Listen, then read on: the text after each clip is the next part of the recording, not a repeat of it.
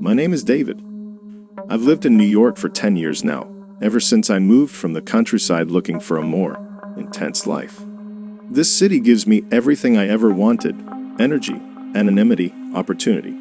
But it also has a cost I thought I was willing to pay. It all started on a regular night. I was heading home from work on Fifth Avenue, passing by the same crowded cafes in the darkened expanse of Central Park. It was a typical day, or so it seemed. But the city, always so full of life, felt different that night. There was something in the air, something heavy. And in my usual impatience, I decided to take a shortcut down a side street to get home faster. It was a narrow street on the Upper West Side, close to the Dakota Building. That corner, where Lennon was shot, always gave me the creeps, but it was a quick route. The further I walked, the more I felt a tension in the air, and then I saw something I shouldn't have seen. A man was arguing with a woman near one of those luxurious doorways. His voice was muffled, but his gestures were aggressive, sharp. I should have just kept walking, but I was tired. My body betrayed me, and I stopped for just a moment watching. It was only a second, but long enough for the man to notice me. He turned his head towards me, his eyes cold and emotionless. It was brief, but enough to send a shiver down my spine. I kept walking, pretending nothing had happened, but I could feel that something was off. As I distanced myself, I heard a muffled sound, something like a cut-off scream. I glanced over my shoulder, but the street was already empty.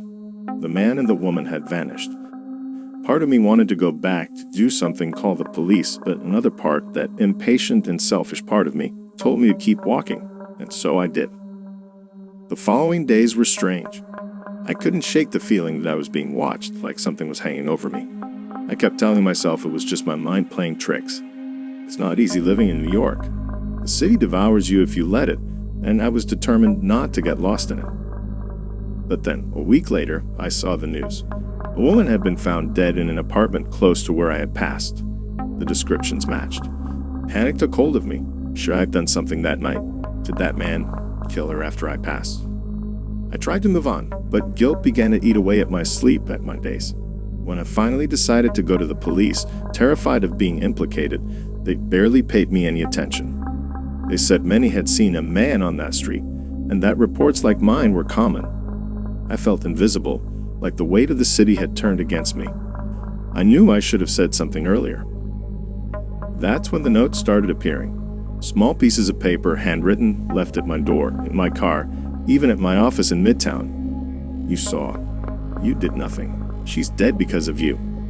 The first time I found one, I thought it was some sick joke, but they kept coming, always discreet, always threatening. My paranoia grew. I started noticing familiar faces on the subway, on the streets. People who seemed to be following me, watching me. I withdrew from friends, stopped going out at night, and began avoiding the area where the crime happened.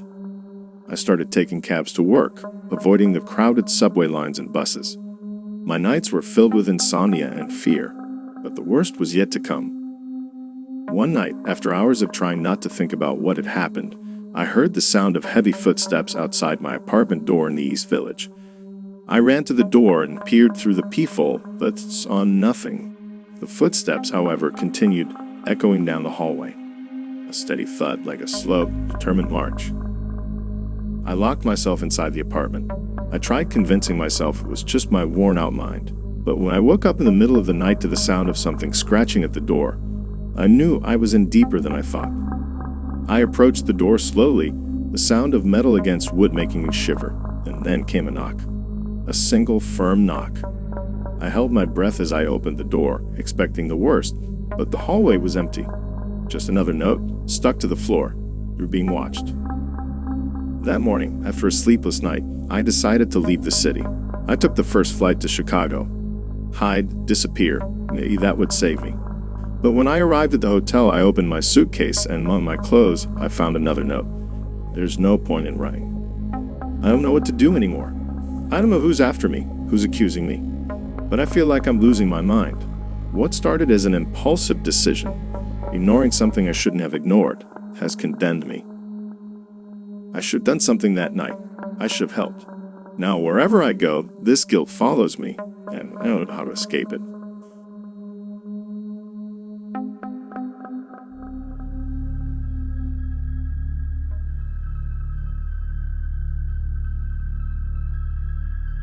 The year is 1512, and I find myself stranded on an island off the coast of Portugal, somewhere between the jagged rocks of the Azores and the endless abyss of the Atlantic. They call this place Ilha da Perdição, the Isle of Perdition, a name that feels all too fitting as the days stretch into weeks and the weeks into madness. The king himself entrusted me with this duty, to man the new lighthouse, the Farol de Perdição, and guide our ships away from this cursed reef. I was honored then. How foolish I was. The storms, they come like clockwork here, relentless, pounding the stones and shaking the tower. Yet it's not the wind or the sea that troubles me. No, it's something else, something I can't explain. Damn it, I wasn't a man prone to superstition, but out here alone for months, I feel things, see things. It started small, barely noticeable at first. On the 5th night after the last supply ship left, I woke to the sound of knocking. Tap, tap, tap. At first, I thought it was the wind against the window or maybe a loose shutter, but it came again and again. Always 3 taps, always the same rhythm. I searched the tower, top to bottom, expecting some bird caught against the beams or an animal seeking shelter. But there was nothing. Nonsense, I told myself. The wind or the tide or something rational. But as the days dragged on, sleep became harder to find. Each night, the knocking returned. It seemed to echo through the stone walls, reverberating in my chest until I could no longer tell if it was real or just the pounding of my heart. 2 weeks later, I was cleaning the lantern room, maintaining the oil, when I noticed something out of place. One of the brass instruments used to gauge the wind and weather had been moved. I knew for certain where I'd left it, on the northern windowsill. Now it sat on the floor near the stairwell. It hadn't fallen. It was placed deliberately, almost mockingly. Who? Who could have done it? There is no one here but me. No one but me. My thoughts raced. Had someone slipped onto the island? Perhaps a deserter from one of the ships. Or worse, something more sinister.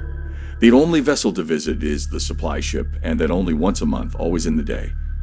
I began locking the door at night. Not that it mattered. It never felt safe.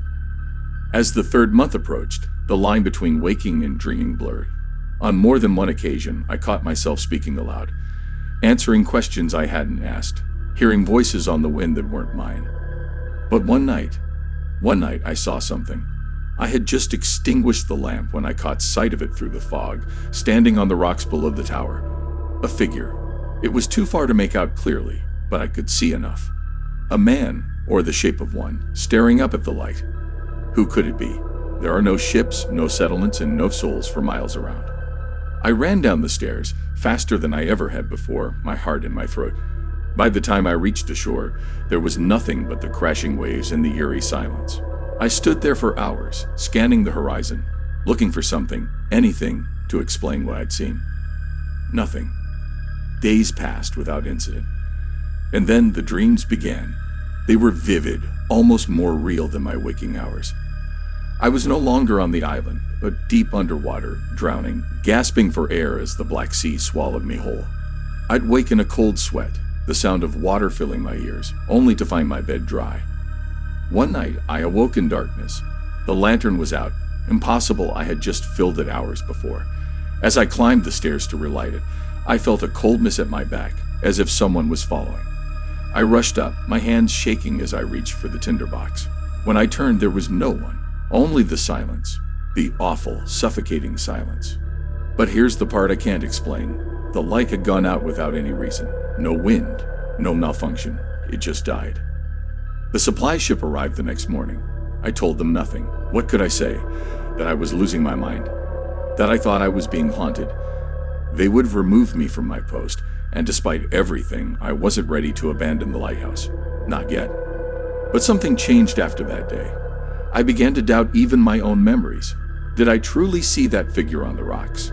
Had the lantern truly gone out, or was it all some cruel trick of my mind? And then it happened. I found a journal tucked beneath the floorboards, not mine. It was old, the pages brittle and yellowed. I recognized the handwriting immediately. Carlos, the lighthouse keeper before me. His words. They mirrored mine. He too had seen the figure.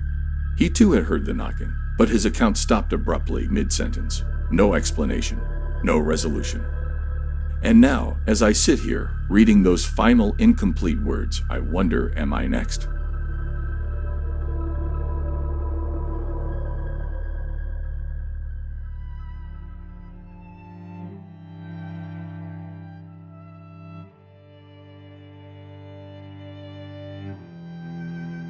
My dearest Anne, I write this letter with the last of my strength, with broken fingers and a shattered soul.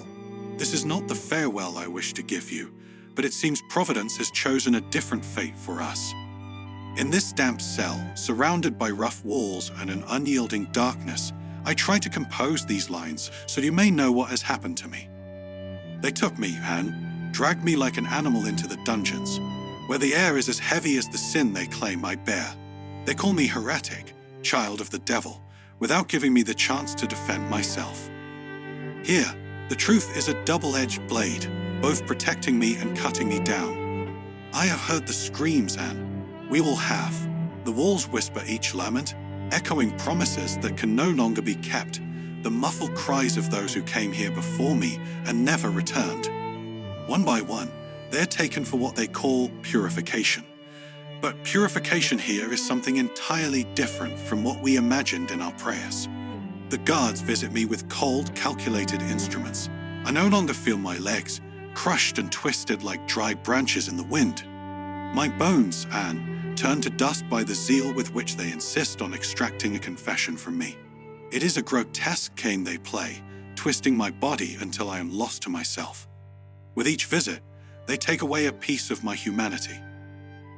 They call themselves men of God, but I no longer know what that means. When they dragged me last time, I felt my skin burn against the stony ground, a heat that does not come from the body, but from the pain. They speak of redemption and grace, but their eyes are empty, Anne, as if they no longer see what they have become. Yesterday, a voice beside my cell fell silent. It was an old man accused of witchcraft, and I used to hear him pray every night. His voice, Anne, his voice was swallowed by the silence. A silence here more cruel than any torture. For within it lies the fate of those who came before us. I know I am only a few steps from the same end, about to dissolve into this endless silence. I do not want you to see me like this, so I write this final farewell. If one day you hear whispers in the wind or feel a chill in the air, know it is all those who passed through these cells, waiting for someone to hear them. Every word I write is a goodbye, each letter a drop of hope I know I will never see again. Flee, my Anne, go far from this land of injustices, where even smiles are as heavy as the pain we carry. Once I promised I would always be by your side, but you must understand the chains that bind me now are stronger than any bond I could break. Goodbye, my beloved. My body is still here, but my soul is already bidding farewell to everything I loved. When the last candle burns out, you will know that my sacrifice is complete. Signed, Father.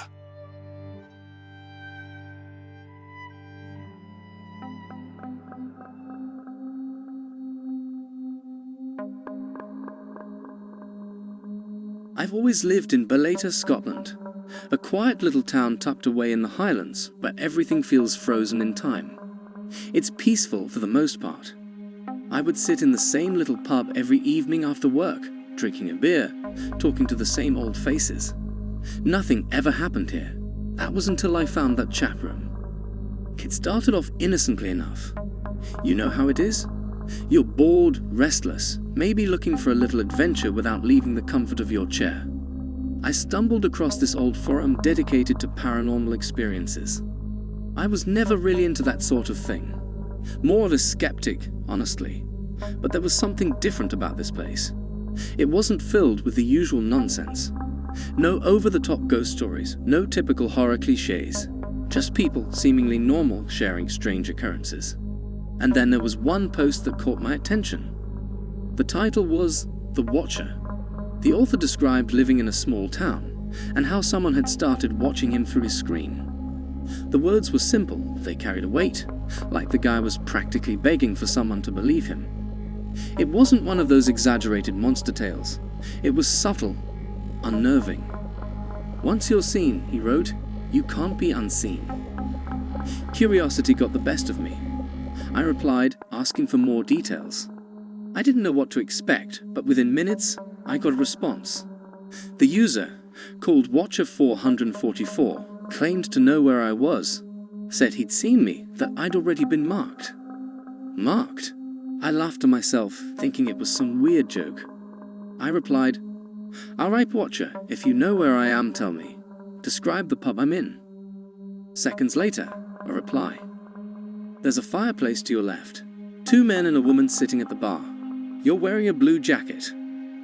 My heart skipped a beat. I froze. I was wearing a blue jacket, and there was a fireplace to my left. But I hadn't told anyone where I was, hadn't posted any pictures, nothing. It was a lucky guess, I said to myself, but I couldn't shake the creeping unease starting to crawl up my spine. For a moment, I thought about leaving, but I stayed, determined to test him. All right, Watcher, you've got my attention. Now what? Watcher 444 responded again, this time slower. Go home, you'll see. Now my heart was racing. The pub, once a cozy refuge, suddenly felt suffocating. I paid my tab and stepped out into the cold night air, the familiar streets of Boleta suddenly feeling foreign. My house wasn't far, just a 10-minute walk. But tonight, it felt like an eternity. Every shadow seemed to stretch, to twist and change under the dim streetlights. When I got home, everything was as it should be. My keys jingled as I slotted them into the lock. The hallway light flickered, casting the same warm glow as always. I laughed at myself for being so jittery, for letting some random forum get to me. Then my phone buzzed. A notification from the forum. I hadn't opened the app, hadn't touched my phone since I'd left the pub. The message simply read, "Check your living room." I didn't want to. God, I didn't want to. But I went. I walked into the room, and everything seemed normal. The worn-out couch, the cluttered coffee table full of books, everything was in its place. But something felt wrong, like there was an invisible weight in the air. Then I saw it.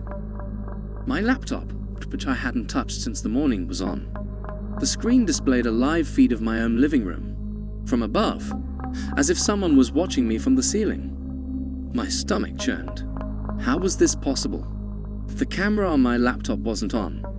It couldn't be recording. I rushed to shut it down, yanking the cord and pulling the battery out. But when I looked up, the feed was still running, frozen, still showing me standing in my own living room. And then the figure appeared. Just a faint silhouette at first, barely noticeable. It was standing in the farthest corner of the screen, watching me. My heart pounded faster than my mind could process. The silhouette didn't move, didn't breathe. It just stood there, as if waiting for me to acknowledge its presence. I turned, expecting to see someone standing in the corner of my room, but there was nothing, just empty space. When I looked back at the screen, the figure was closer. I didn't remember how long I stood there, staring at the laptop, my mind screaming at me to run, but my legs glued to the floor. Then the final message popped up in the chat. I warned you. Once you're seen, you can't be unseen. The screen went black. I didn't know what it was, some twisted prank, a virus, or something else entirely, but it didn't stop there. Every time I leave the house, I feel eyes on me. Every time I open my laptop, the feed returns, showing my own home, my own movements, even when the camera is off. There's no escaping it.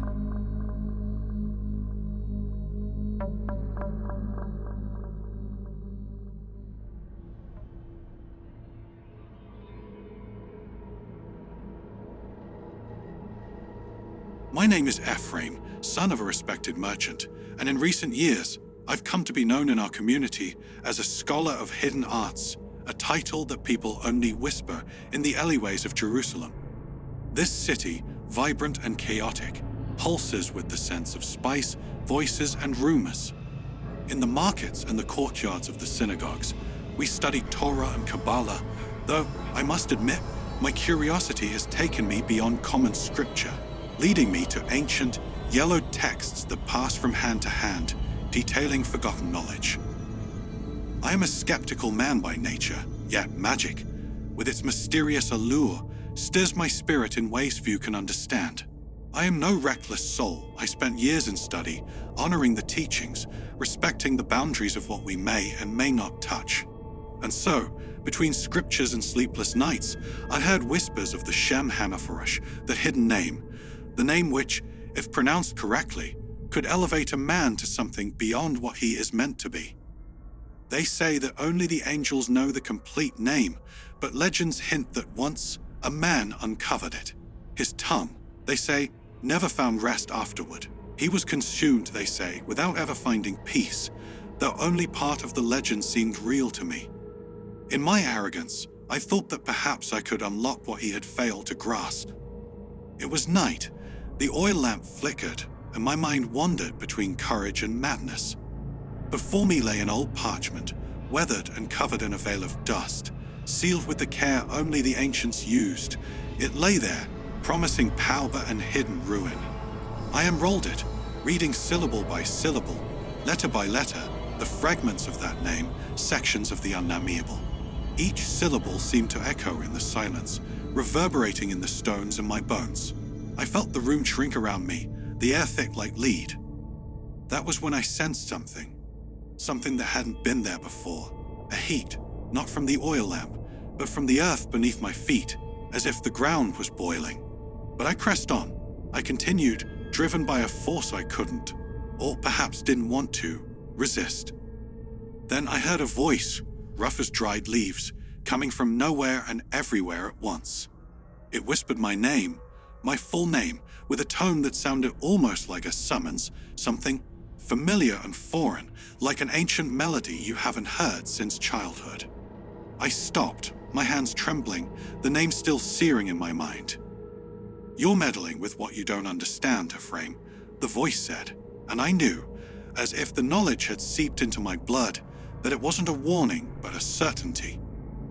Something began stirring in the darkness of the room. The outlines of the flickering light twisted, and suddenly, I felt watched by hundreds of invisible eyes, presences gathering in every corner, every crack, every shadow cast by the lamp. Then I saw a figure. It didn't walk, it floated. It was almost a reflection of me, but distorted, an older version, and fragmented, like a man made of fractures. I knew what it was. Part of me wanted to look away, but my eyes were fixed on it. It was a shadow of what I would become. "You sought wisdom that does not belong to you," it murmured, and its voice was a chorus of regrets, shattered promises, and knowledge I should never have sought. The figure drew closer and reached out a hand to me. The tips of its fingers, if they could be called that, touched my arm, and a burning coldness shot through me. For a fraction of a second, I felt the truth of the name, its weight. It was the answer and the question of everything, and in that moment of clarity, I knew. What I sought was not knowledge. It was a void, an abyss from which none could return. The eyes of that figure, hollow and fixed, turned on me with a pity that shattered the last of my pride. "Ephraim," it whispered, "there is no return. You cannot undo what has been spoken." I awoke in the same position, the parchment still in my hands, as though the night had swallowed hours of my life. I don't know how long I had spent there, but as I looked around, I realized something. Since that night, wherever I go, I see shadows following me, echoing in every corner, as if the walls themselves know the name and recite it back to me.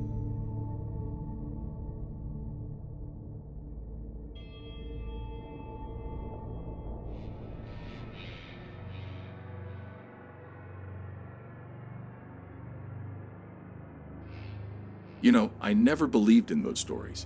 The ones you hear at station bars, about trains going nowhere, passengers disappearing. Nonsense, I always thought. Until I had to take the train.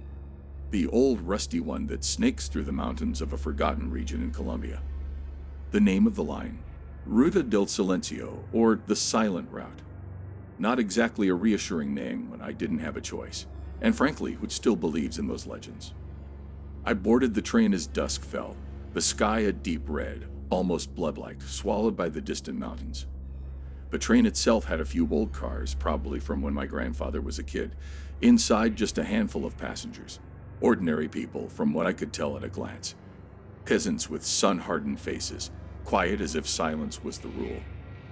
The clatter of the tracks, that repetitive, monotonous sound, was already getting on my nerves. It was like a broken clock, a relentless tick-tock that wouldn't stop. A growing discomfort gnawed at me as the train moved deeper into the countryside, far from civilization. I tried to relax, but the silence of the other passengers was unsettling. They didn't look at anything, just stared into space. Then he appeared, the conductor. Pale-faced, lifeless eyes like someone who had long given up on existing. He walked down the aisle without looking at anyone, a presence I'd called ghostly, if I believed in that sort of thing. He ignored me, as if I were part of the furniture. Typical, I thought. These guys never have a good day, but the unease stayed, growing like a tumor. Outside, the day began to die, and with it, what was left of the light. We passed through tunnels that seemed endless, each one darker and more claustrophobic than the last. With every tunnel, the air grew colder, as if the train was crossing into another world. I felt strange, like something was watching me from the other side of the metal walls. But it wasn't just paranoia. It was real. There was something there, I knew it. And then the first passenger vanished. I didn't notice it at first. An old man sitting a few seats away from me wearing a big hat, his eyes downcast. When we emerged from a tunnel, he was simply gone. All that remained was his hat, lying on the floor, as if it had been left behind. I looked around, trying to figure out what had happened, but no one reacted. The other passengers didn't move a muscle, didn't show any surprise. That hit me like a punch to the gut. The train kept moving, indifferent. Soon after, we entered another tunnel, even longer. When we came out of the darkness, someone else was gone. This time, a young woman who had been sitting at the front, staring blankly out the window. All that was left was her scarf, draped over the seat as if she'd been sucked away. My heart was racing now. I knew something was wrong, very wrong. But what? No one seemed to care. The train moved forward, impassive, as if the disappearances were just part of the journey. I tried to speak to one of the passengers, a man next to me. His skin seemed even paler than before. "Did you see that?" I asked, my voice full of urgency. He just stared at me, his eyes empty like black wells, and then he turned back to the nothingness, as if I didn't exist. I stood up, determined to do something. I had to find the conductor, get some answers from him. I walked through the cars, feeling the weight of something invisible on my shoulders. It was like walking through mud, every step harder. The train seemed alive, reacting to my presence, pushing me back, but I kept going. Finally, I reached the conductor's cabin. The door was slightly ajar, creaking.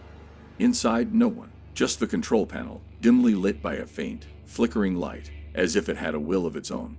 The train was moving by itself. A chill ran down my spine. This doesn't make sense, I thought.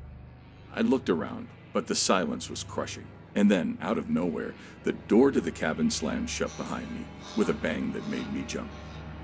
The train entered another tunnel, and the darkness swallowed me whole. I closed my eyes, waiting for it to end.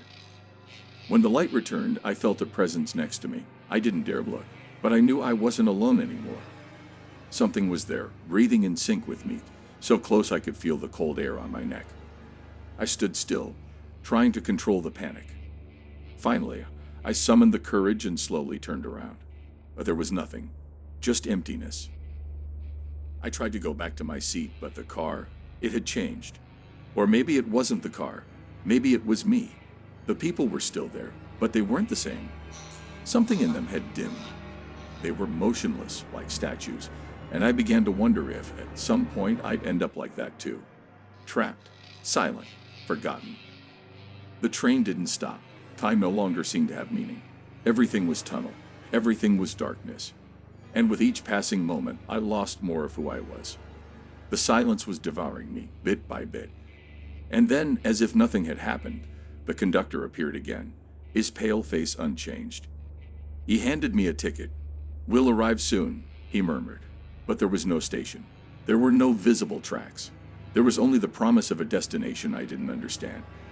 And on that ticket, scrawled in shaky letters, was something that chilled me to the bone. One of us. I'd looked around. The shadows of the passengers seemed to close in on me. I was the only one who hadn't disappeared, or had I already vanished without realizing it? But I'm still here, or I think I am. Maybe I lost myself somewhere along the tracks, or maybe I was never here to begin with. Now I'd just wait for the next tunnel, the next step on this path that leads nowhere.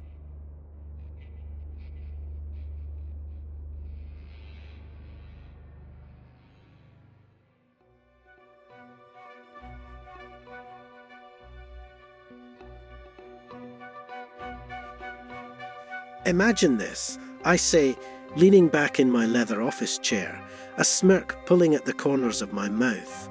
High above London, I'm surveying my kingdom, the pulsing streets, the shimmering skyline, all bustling in ignorance. And here I am at the helm, the true force behind this company's success. Of course, they won't say that, not aloud, but we all know it's true. I won't lie to you. It's a heavy burden to bear, being the brilliance in a sea of mediocrity. These people need me more than they care to admit. Without me, the gears would grind to a halt, the whole thing collapsing in on itself. But the truth? They wouldn't know talent if it hit them in the face. And I'm not asking for praise, I don't need it. Admiration, perhaps, a bit of gratitude now and then. But no, I can survive without it. But here's the thing. Today was going to be different. I could feel it in the air this morning, a strange electric anticipation that something was coming my way. Little did I know just how right I was. It started as I strolled into the office, every eye flicking my way, sizing me up, wondering, what will he do today? I live for that moment, for the silent acknowledgement that, yes, I am the one to watch. But as I made my way to my office, I caught sight of Michelle. She was there, gripping a folder, her face full of that nervous energy that borders on adoration. She's the sort who clings to me, practically begging for guidance, completely unable to do anything right on her own. "Alexander, good morning," she chirped, her smile too wide, hands clutching the folder like her life depended on it. "Good," I chuckled. "Michelle, come now. The day is extraordinary because I'm here." I motioned for the folder. "What is it?" "Oh yes, of course," she stammered, cheeks flushed. She thrust the folder forward, barely able to keep eye contact. Pathetic, I thought, but I let my fingers graze hers as I took the folder, watching the blush on her face deepen. It was amusing how easy it was to make her squirm.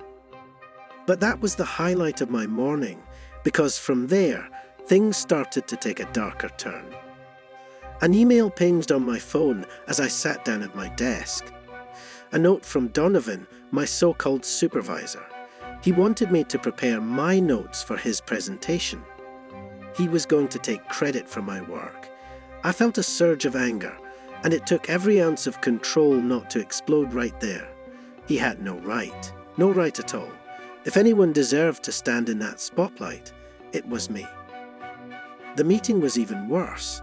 Donovan stumbled through my notes, stuttering, making a fool of himself as he butchered every carefully crafted sentence. Then, with a look of disdain, he nodded in my direction, clearly floundering. "Alexander, would you care to elaborate?" Of course I stepped up, offering a smile that I knew it seemed gracious, though inside I was seething.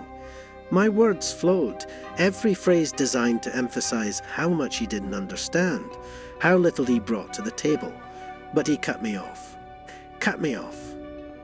"Alexander, keep it to the highlights," he said with a smirk, as if he had any idea what that even meant. "We're short on time." Oh, how I wanted to destroy him in that moment, to make him pay for that condescension. But I held back, knowing that his fall was coming, just a matter of time. The fury simmered as I returned to my office, but as I was settling in, I saw an email from HR requesting a meeting. Apparently, my colleagues had complained about my behaviour. The sheer absurdity of it made me laugh. They couldn't handle the truth, so they ran to HR. Fine, let's see what they had to say. In the HR office, the director met me with that calm, bland expression, like she thought she could talk me down from some cliff.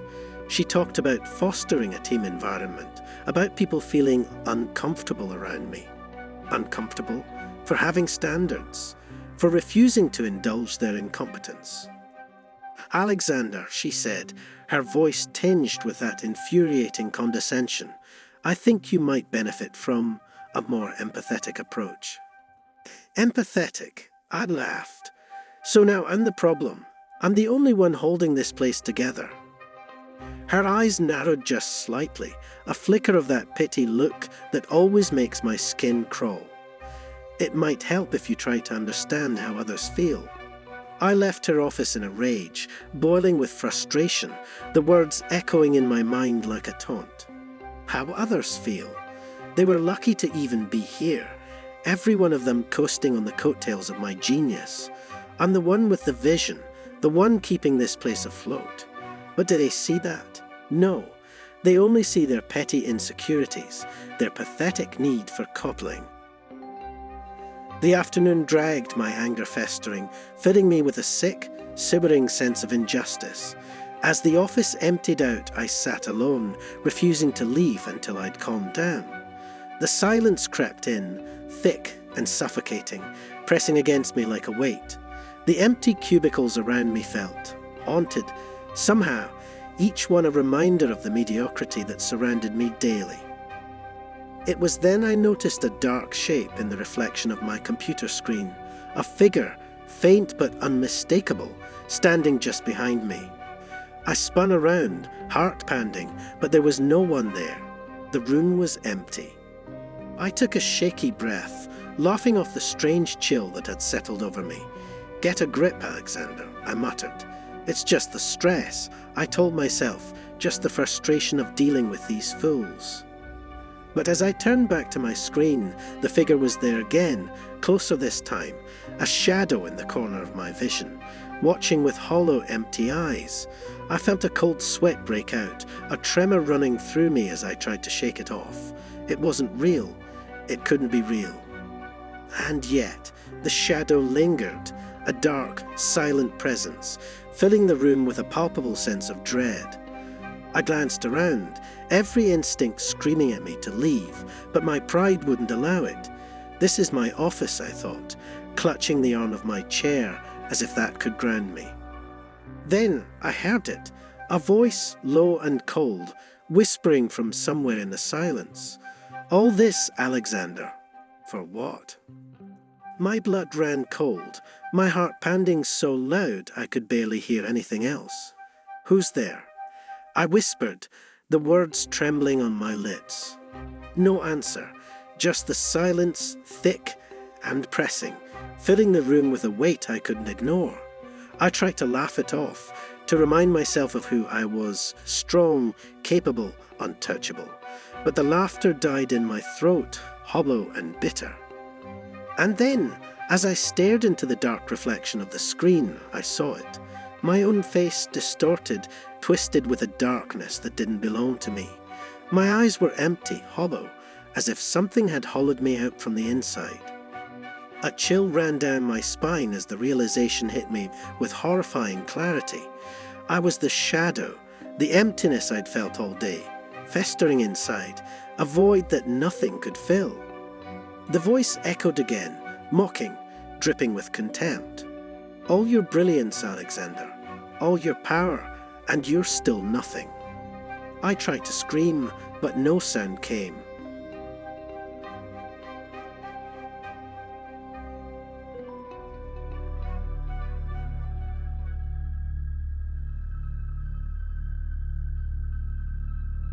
When you hear about haunted prisons, the name Alcatraz quickly comes to mind. That famous island prison in San Francisco Bay. What most don't know is that, beyond the notorious prisoners and escape attempts, something far more sinister lurks in the shadows of this place. For many, Alcatraz is merely a tourist attraction. For me, it was a nightmare from which I should never have approached. I arrived at the prison with a group of visitors. The people around me seemed carefree, snapping selfies and laughing. But there was something in the air that wouldn't let me be. The wind cut through the hallways like it was whispering secrets of the past, and a feeling of being watched weighed heavily on my shoulders. The daylight barely penetrated the thick fog, and the surroundings felt less like a historical relic and more like a living tomb. The story we were told involved a brutal riot in 1946. Prisoners, treated like animals, attempted to escape. The blood stained the floor, and the terror of that day was never fully forgotten. They say the echoes of that night still resonate in the corridors. As we moved on, the sense of claustrophobia intensified. The walls seemed to suck the air from around me, compressing my lungs. As we passed cell 14, A chill ran down my spine. There was something different about it, a coldness that hit me like a punch to the gut. I felt a muffled lament, but not from outside. It was as if it was coming from within me. Against my better judgment, I stopped and looked closer. I stepped away from the group without a second thought. Curiosity, or insanity, guided me. I entered the cell. The air was heavy, almost solid. On the wall, inscriptions left by former prisoners, like silent screams. What caught my attention was a mark, an imprint of a hand, but what disturbed me was its reddish hue, as if something much darker had happened there. It was as if the cell was alive, pulsating, waiting. I turned to exit, and at the end of the corridor, I saw something that made my blood run cold. A shadow, a human figure, but without defined features, floating at the corridor's end. My mouth went dry. I blinked several times, hoping it was just my mind playing tricks, but it was still there. Slowly, the shadow began to move toward me. "What the hell?" I muttered, forcing my legs to move and return to the group. But when I reached the dining hall, a strange emptiness took over the environment. What had once been loud and filled with tourists was now eerily quiet. It was then that I saw them. Sitting at the tables, silent phantoms. Men in uniform, forgotten prisoners of time, motionless, as if waiting for something. The air was thick with a metallic scent. But the most disturbing part was the silence, deep, almost suffocating. I stood there, paralyzed, until one of them lifted his head. His eyes, or what should have been eyes, were two dark, empty holes. My heart raced. I tried to scream, but no sound escaped. This couldn't be real. They shouldn't be here. But then, a hand rose, as if it wanted to reach for something, or someone. My instincts finally kicked in, and I bolted. The feeling that something was right behind me was overwhelming. My footsteps echoed through the halls, and terror engulfed me. I stumbled into a small archive room, locking myself inside. I needed to calm down, My chest heaved too quickly. That's when I saw the book. On the table, a dusty folder, titled, "Stories of Alcatraz, Those Who Never Left." With trembling hands, I opened the book. Pages and pages of old records, but something was wrong. The words began to distort in my vision, transforming into horrific images, flashbacks of the riot, the screams, the terror. I was witnessing, feeling every moment. The doors behind me began to creak, as if someone was trying to get in. The air around me vibrated, heavy with a suffocating presence. The silence was shattered by a terrible sound, a low laugh, but without humor. The room started to darken, and I felt the temperature plummet drastically. Something was with me there. Something that no longer belonged to the world of the living. Suddenly, the words in the book changed. They were no longer stories of prisoners. They were names of visitors who never left the prison. And then I saw my own. The truth crashed over me like an avalanche. I was already trapped in Alcatraz in a way that no one would ever understand. The shadows, the phantoms, they weren't ghosts of prisoners. They were like me, people who dared to come too close, to dig where they shouldn't. And now, I was part of this place. The door slowly creaked open behind me, but I knew what was coming. The shadows wouldn't let me leave. Not this time.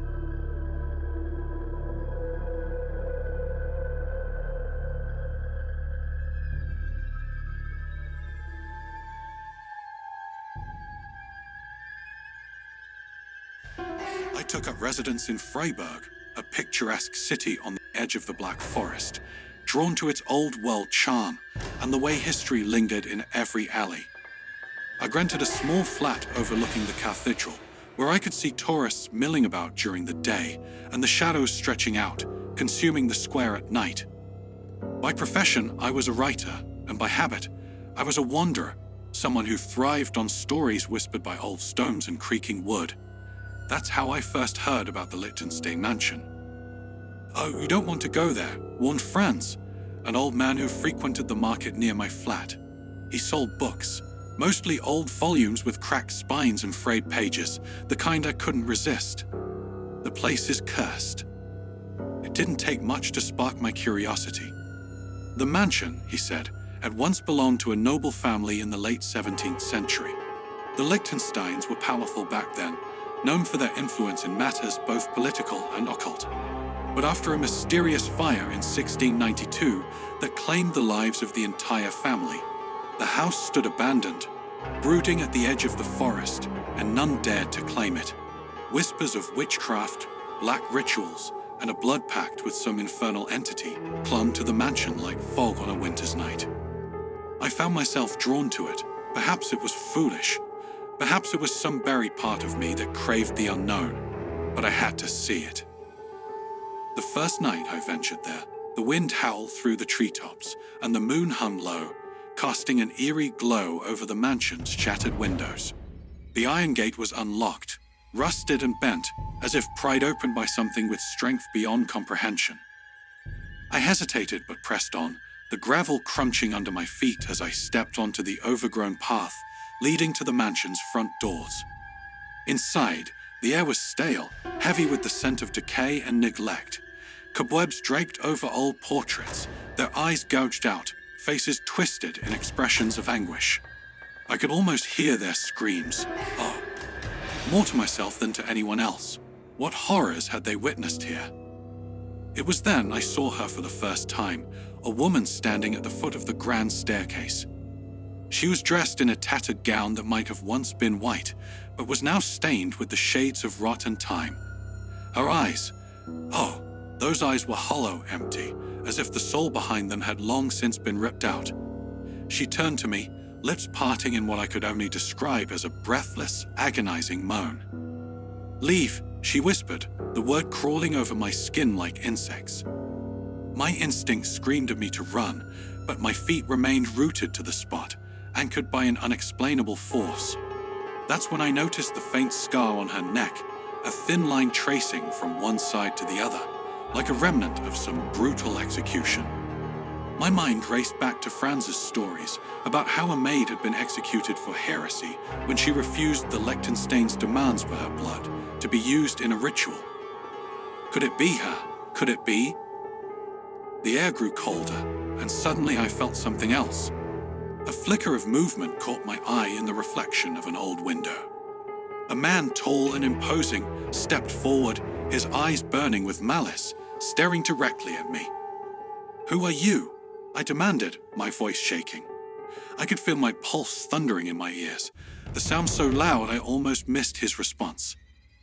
"I am what they feared," he answered, his voice reverberating through the walls. He stepped closer, and I saw the chains around his wrists, chains that seemed to glow faintly, as if etched with runes or symbols I couldn't recognize. They bound me here, hoping to contain my wrath. "Why? What did they do?" I whispered. "Centuries ago, they betrayed me," he snarled, the chains rattling as he raised his hand. "I was their loyal servant, their protector, but greed turned them against me." He paused, and in that moment, I saw the scar across his neck, identical to the woman's. They sought power, and in their hunger, they sacrificed me to the forest. My blood spilled into the roots, and my soul became one with the darkness. Oh, God. My breath caught in my throat as the realization hit me. "But they failed," he continued, his voice now a whisper, like dead leaves rustling in the wind. "Their curse bound me here, but it could not destroy me. And now I wait for vengeance." I took a step back, suddenly aware of the way the walls seemed to pulse, like the mansion itself was alive, breathing in tandem with him. I needed to leave, but something stopped me, a sudden thought, a sudden revelation. You've been waiting for them to return." He smiled, and it wasn't a human smile. "They never left," he murmured. "Their blood, their essence, it flows through this place, through you." "What?" My voice cracked. "No, I'm not." "Are you certain?" he whispered, leaning close, so close I could feel the coldness radiating from him. "The blood of the Liechtensteins runs deep. And you're here, aren't you? Drawn to this place. To me." "No," I gasped, stumbling back. "No, I'm not one of them." But in that moment, I saw it, a glint of gold around my neck, an heirloom pendant my grandmother had given me. I'd never thought much of it, but now, under the dim light, I could make out the crest, the very same crest engraved on the mansion's front door. And then, the realization hit me. The air grew heavy, oppressive, as if the mansion itself had closed in around me. "You're lying," I spat out, refusing to accept it. "Oh, you'll see soon enough," he hissed, his voice echoing in the darkness. "You'll see." I ran. I don't remember how I found the exit or how I got back to the city. But that night, as I reached the safety of my flat, I looked down at my hands. They were covered in dirt, soil from the mansion's grounds. And as I stared into the darkness of my room, I saw that woman again, standing in the corner. Her eyes were empty, and this time, she smiled.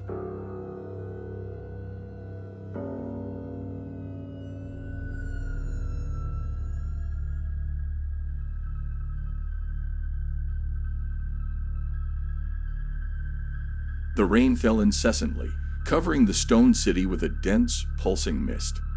The narrow alleys, lit only by the dim glow of torches, seemed to vibrate under the weight of the rising steam.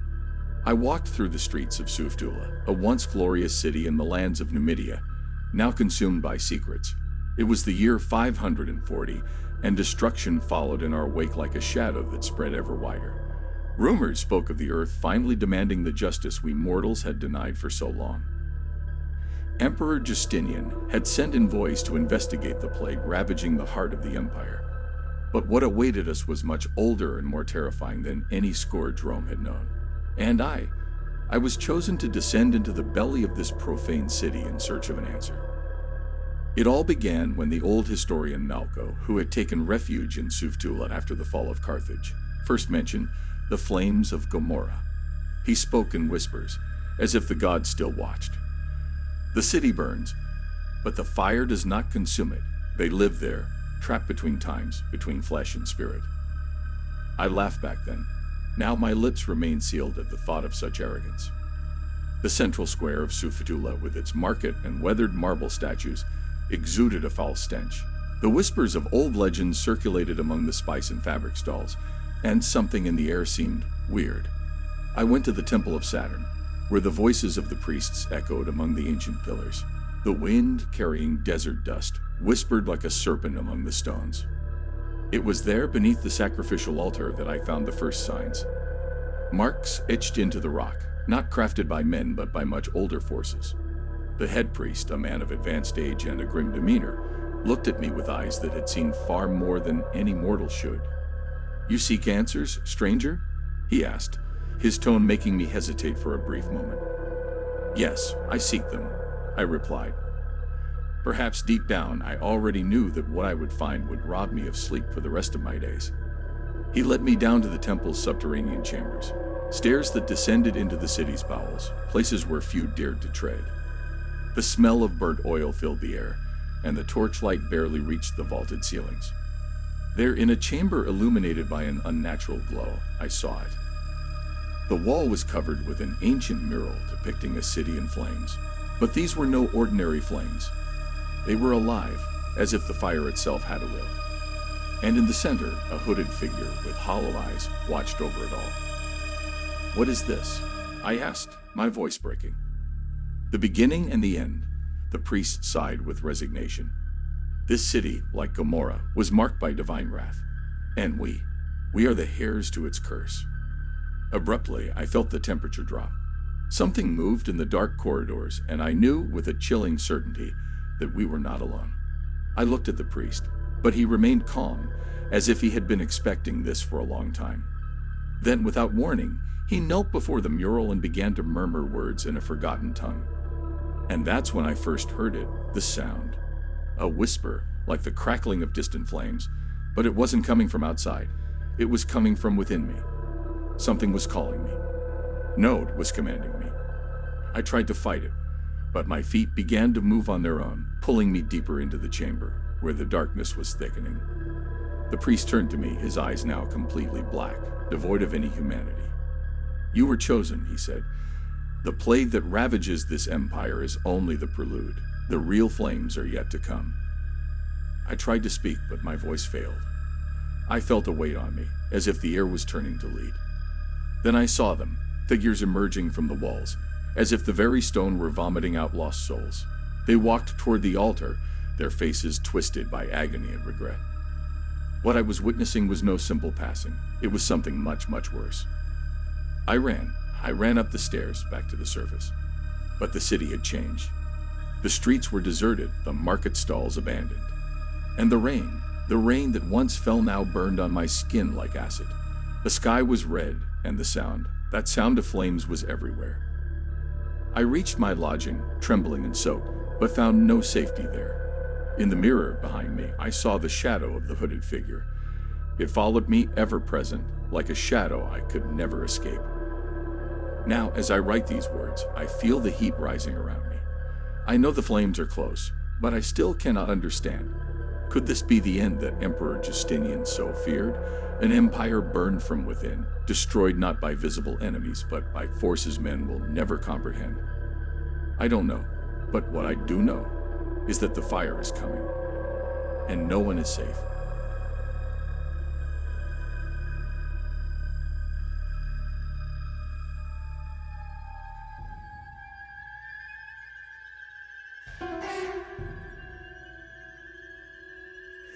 In the heart of Bohemia, surrounded by dense forests and rugged mountains, stands Karst Castle, a dark testament to a past filled with tragedy. The town of Český Krumlov sprawls at the foot of the castle, where cobblestone streets echo stories of love and death, mingling with the aroma of bustling markets filled with spices and fresh bread. It was a cloudy autumn morning in 1445 when I decided to explore the castle's corridors, steeped in so many legends. As a monk of the Benedictine order, my life was filled with hours of meditation and prayer. However, the monotony had become unbearable, and the desire to unravel the mysteries surrounding Karst consumed me. There were rumours of Countess Beatrix, a woman accused of witchcraft, who met her tragic end at the stake, her last words crying out for justice. Upon entering the castle, a wave of cold swept over me. "Oh, how treacherous time can be," I murmured, trying to shake off the feeling of being watched. Each step toward the Tower of Chains seemed to resonate with echoes of despair, as if the castle itself wanted to warn me of the horrors hidden in its shadows. In the tower, the smell of dampness and decay enveloped my senses. The chains, which legend said still rattled at night, were a heavy presence. As I examined the stone walls, I discovered a hidden niche where a series of grotesquely stitched rag dolls were piled. Their button eyes seemed to follow my movements. There, I found a worn diary. The pages, yellowed and faded, spoke of Beatrix's final hours and an obscure ritual she had performed in a desperate attempt to escape her fate. "Death is not the end," she had written in shaky letters, "but a new beginning." The phrase reverberated in my mind, leaving a growing sense of dread. Abruptly, a sound echoed behind me, a soft scratching, as if something was moving. The chains on the walls began to rattle, and a shadow took shape in the dim light. It was the figure of Beatrix, no longer a victim but a vengeful entity. "You seek the truth, but the truth is a burden," she whispered, her eyes glowing with a supernatural intensity. An uncontrollable urge compelled me to ask, "How can I free you?" She smiled, a disturbing expression that mixed pain with satisfaction. "Only a sacrifice can break the cycle," she declared, pointing to the dolls.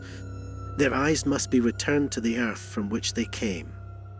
Confused and terrified, I realized the dolls represented the townsfolk, souls that had vanished.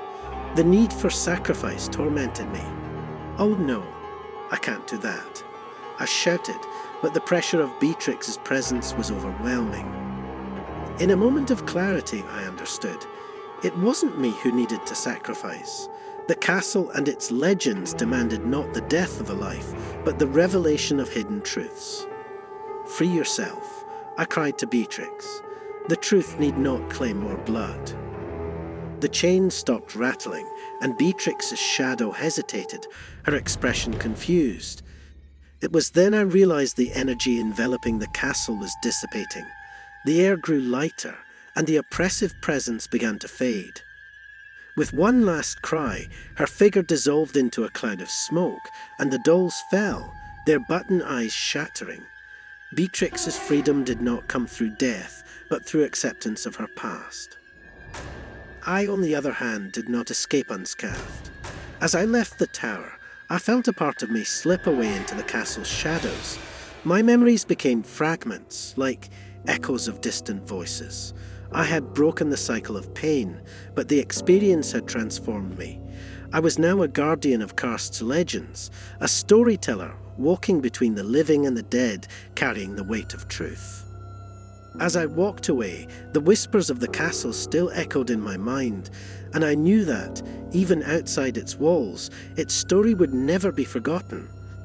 The castle, with all its tragedies, now inhabited my being, and perhaps, one day, I too would find my place among the shadows.